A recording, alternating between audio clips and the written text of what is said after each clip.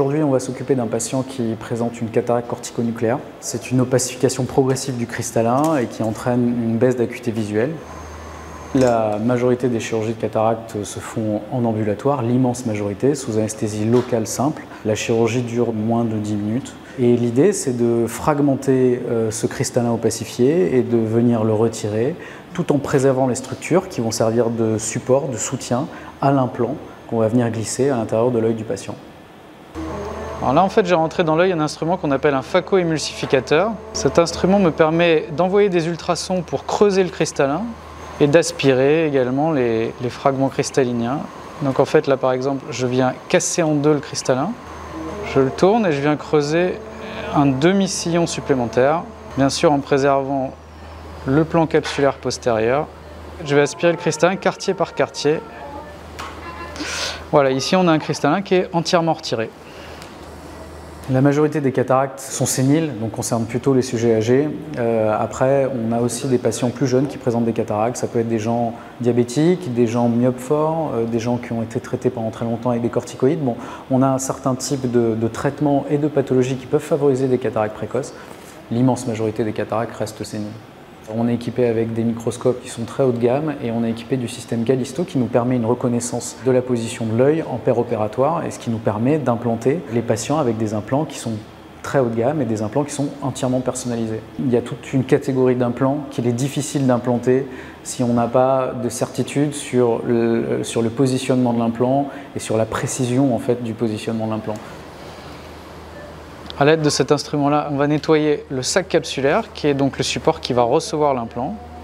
Je vais remplir l'espace du sac capsulaire qui contient l'implant avec du produit viscoélastique. Je vais venir injecter doucement l'implant qui est plié dans une cartouche.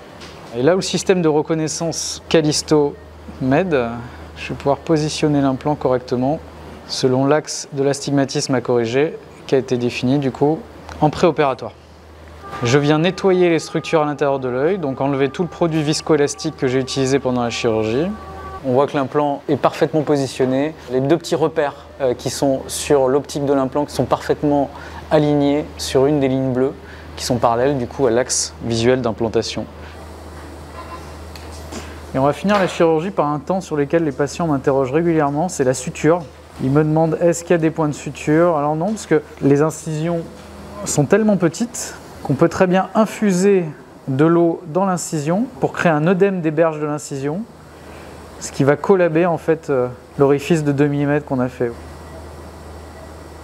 Aujourd'hui, la récupération visuelle elle est extrêmement rapide.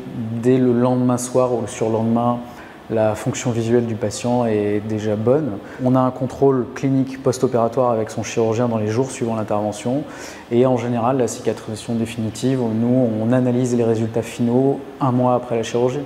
En termes de soins après la chirurgie, c'est extrêmement simple parce que c'est juste un traitement qu'il faudra mettre 3 fois par jour, une goutte, pendant un petit mois après la chirurgie, c'est fini. La chirurgie de la cataracte, c'est plus uniquement une chirurgie fonctionnelle, c'est devenu aussi une chirurgie réfractive, c'est-à-dire que le but, c'est plus uniquement de restaurer la fonction visuelle du patient, c'est aussi de lui permettre de vivre un maximum sans lunettes après l'intervention. Aujourd'hui, on a plus de 30 ans de recul sur les implants qu'on met en place dans l'œil. On n'a pas à reprendre ces implants-là, on n'a pas à réopérer ces gens. Ce qui peut se passer, c'est que le sac capsulaire dans lequel on met l'implant peut s'opacifier à la partie postérieure par migration de cellules épithéliales. Et en fait, là, on peut être amené à faire un petit coup de laser. Ça se fait au cabinet, ça dure quelques secondes et ça fait pas du tout mal pour nettoyer l'implant. Et en général, on n'a à le faire qu'une fois, ça. Sinon, les fonctions visuelles sont stables et l'implant est là pour toute la vie.